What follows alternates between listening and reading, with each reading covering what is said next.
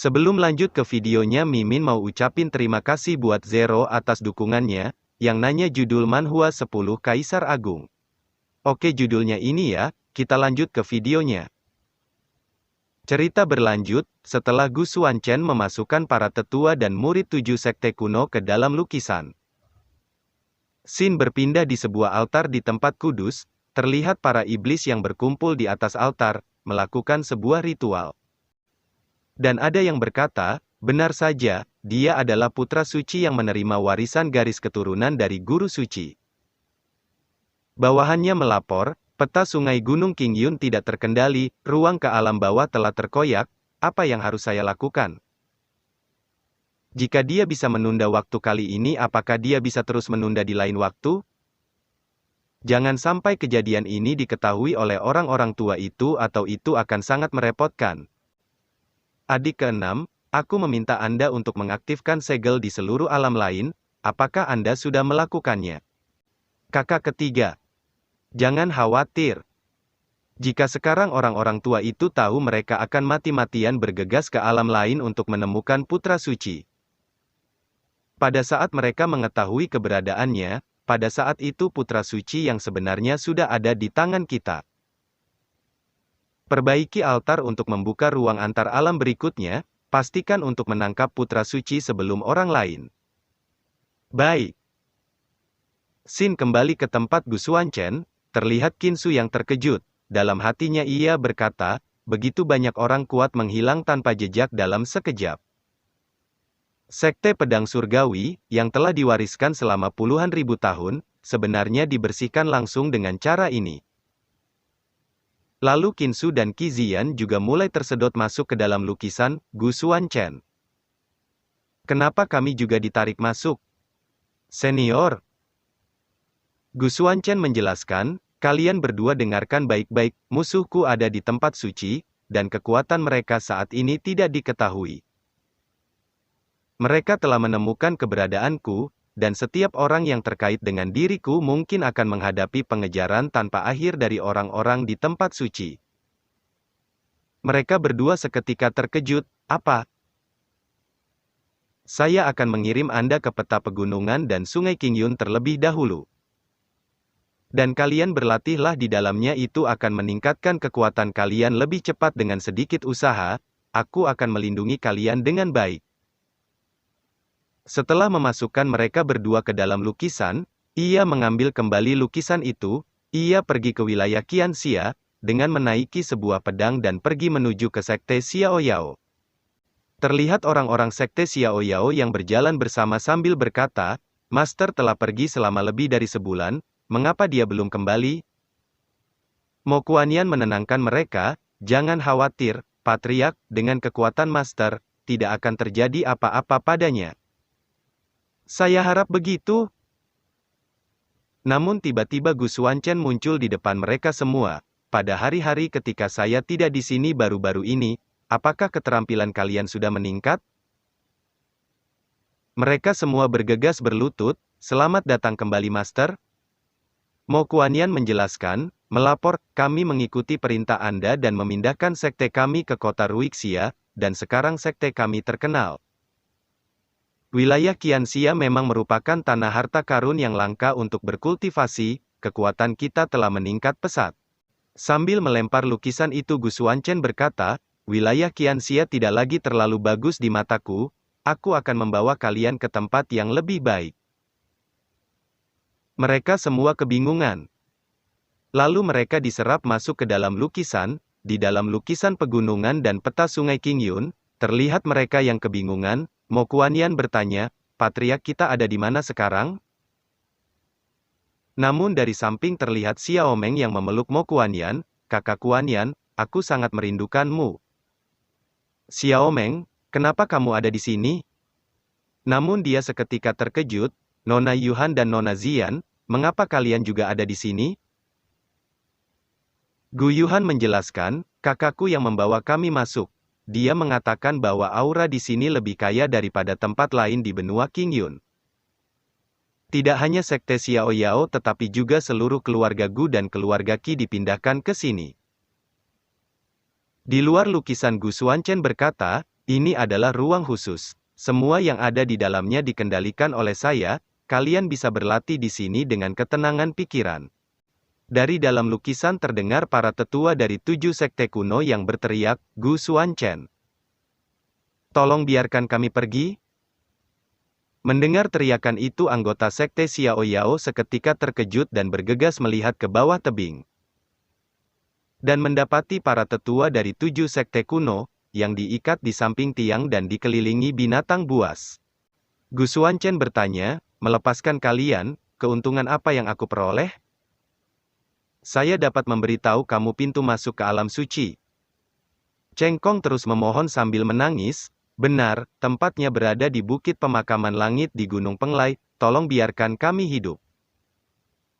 Gu Xuanchen berkata dalam hatinya, Bukit Pemakaman Langit di Gunung Penglai? Lalu ia pergi menuju Bukit Pemakaman Langit Gunung Penglai. Namun tiba-tiba lukisan di bajunya bergetar, ia mengambil dan melihat apa yang terjadi di dalam, dan mendapati Cheng Kong yang berteriak, Gu Xuanchen. Apa kau tidak percaya apa yang aku katakan? Chi Huo dengan cepat menekan kepalanya, tundukkan kepalamu. Hu Haikuan berkata, Tuan, jangan khawatir, kami akan menjaga dengan ketat orang-orang ini dan tidak akan membiarkan mereka mengganggu Anda lagi. Cheng Kong berkata, Gu Xuanchen, bukankah kamu berjanji untuk melepaskanku? Saya sudah memberitahu Anda titik teleportasi cahaya suci, bagaimana Anda bisa mengingkari janji? Kapan aku setuju dengan perkataanmu? Mulut Cheng Kong disumbat dengan kain oleh Mo Kuanyan, diam kamu. Master serahkan masalah ini pada para murid. Gu Xuanchen mengangguk, ya. Gu Xuanchen menutup lukisan dan melihat ke arah Gunung Penglai, meskipun aku belum melihat titik teleportasi cahaya suci, aku sudah bisa merasakan penggandaan aura di sini. Sepertinya auranya bocor sebelum saluran dimensi dibuka. Namun ia seketika terkejut menemukan orang-orang yang menuju ke pegunungan Penglai sambil berkata, aura di depan berlipat ganda dan ruiksia luar biasa. Jika kalian bisa berlatih, kalian pasti bisa membuat terobosan. Mari kita pergi melihat. Dan dari belakang Gu Xuanchen ada seorang wanita yang bertanya, Tuan muda, apakah Anda ingin mengunjungi ruiksia juga? Pegunungan Tianzu adalah salah satu dari 9 tempat ganas di Gunung Penglai, sangat berbahaya. Bagaimana kalau kita pergi ke sana bersama? Gu Xuanchen berjalan pergi sambil berkata, tidak dibutuhkan. Hai tunggu. Apa kau benar-benar ingin pergi sendirian? Mengapa kau tidak mempertimbangkan perkataanku terlebih dahulu? Hai ditolak lagi, di mana lagi saya akan menemukan seseorang untuk melakukan kombinasi 7 keterampilan unik ini? Mendengar itu Gu Xuanchen seketika terkejut dan berhenti berjalan, ia melirik ke belakang dan berkata, 7 teknik serangan gabungan tertinggi? Beberapa saat kemudian Gu Xuanchen mengikuti wanita itu pergi menemui kelompoknya, akhirnya aku menemukan seseorang yang mau bergabung dengan kita. Bai Han, orang yang kamu bawa, tampaknya hanya berada di tahap awal alam Yin Yang. Gu Xuanchen hanya diam tak menanggapi perkataan orang itu. Bai Han membalas, kamu juga pergi mencari untuk waktu yang lama, tidakkah kamu menemukan siapapun, siapa yang mau berjalan bersama kita? Level tertinggi dari kelompok kita. Tidak lebih dari memasuki alam suci, bagaimanapun, kami di sini hanya untuk memperluas wawasan kami, selama dia akrab dengan formasi kami dan membantu mengatur Ki, tidak akan ada bahaya. Baiklah, lalu pria itu menunjuk Gu Xuanchen dan berkata, tapi aku meminta kamu untuk bersumpah. Formasi yang akan aku tunjukkan nanti tidak boleh diajarkan kepada siapapun di masa depan, apakah kamu mengerti? Lalu ia memberikan sebuah gulungan kepada Gu Xuanchen. Inilah cara sebenarnya dari teknik serangan gabungan Qi Jue, Anda dapat membacanya terlebih dahulu, dan jika Anda tidak mengerti apa-apa, Anda dapat bertanya kepada saya. Gu Xuanchen melihat gulungan itu dan berkata dalam hatinya, itu benar, ini adalah formasi yang saya berikan kepada orang gila kecil ketika dia pertama kali menjadi seorang guru. Ia lalu mengembalikan gulungan itu, aku sudah tahu. Melihat Gu Xuanchen yang cuman melihat gulungan teknik dan tidak membacanya, pria yang memberi gulungan memperingatinya. Ranah kamu tidak tinggi. Jadi jangan memaksakan diri untuk menonjol nanti, bertahanlah saat menggunakan tekniknya. Jika kamu tidak tahan, beritahu kami terlebih dahulu, agar tidak terluka, Anda tahu?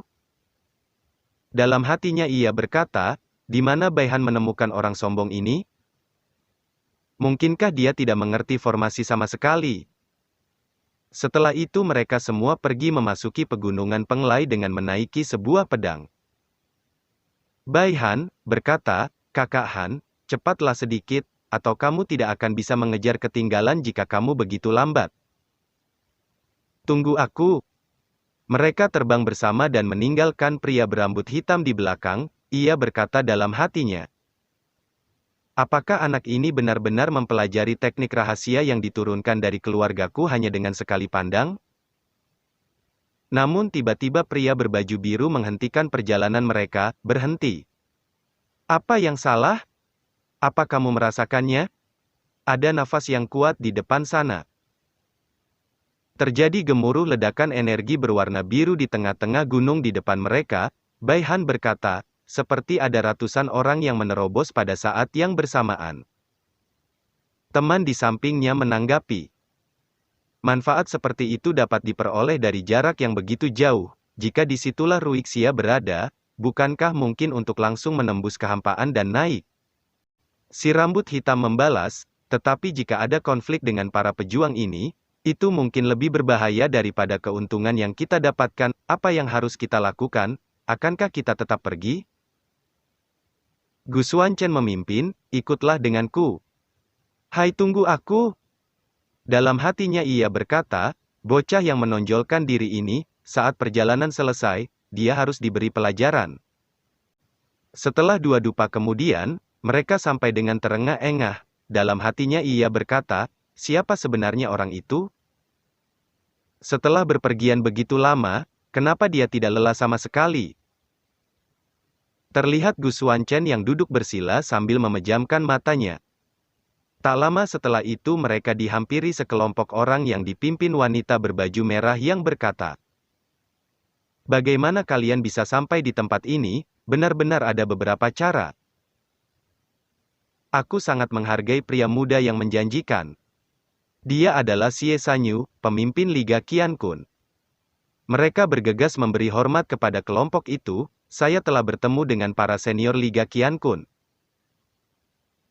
Dalam hati Gu Xuanchen, ia berkata, Liga Qiankun? Baihan di sampingnya menjelaskan, Liga Qiankun adalah kekuatan kelas 1 yang muncul beberapa abad yang lalu. Itu telah menjadi salah satu dari 3 sekte Gunung Penglai.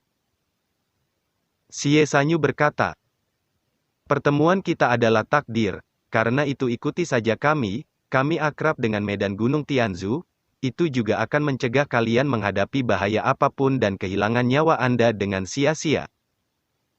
Kalau begitu terima kasih banyak pemimpin, dalam hatinya ia berkata, dengan Liga Qiankun sebagai sekutu, banyak bahaya yang bisa dikurangi di sepanjang jalan.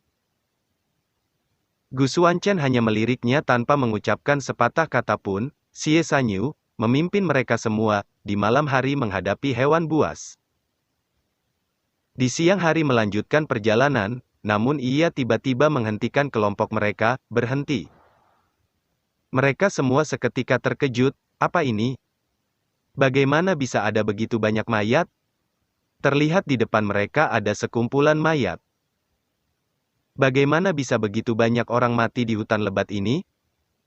Gu Xuanchen melirik mayat-mayat itu dan berkata dalam hatinya, mereka dibunuh hanya dengan satu serangan, mereka mati bahkan tidak punya waktu untuk melawan. Sepertinya pembunuhnya setidaknya orang yang kuat di atas tahap akhir alam suci.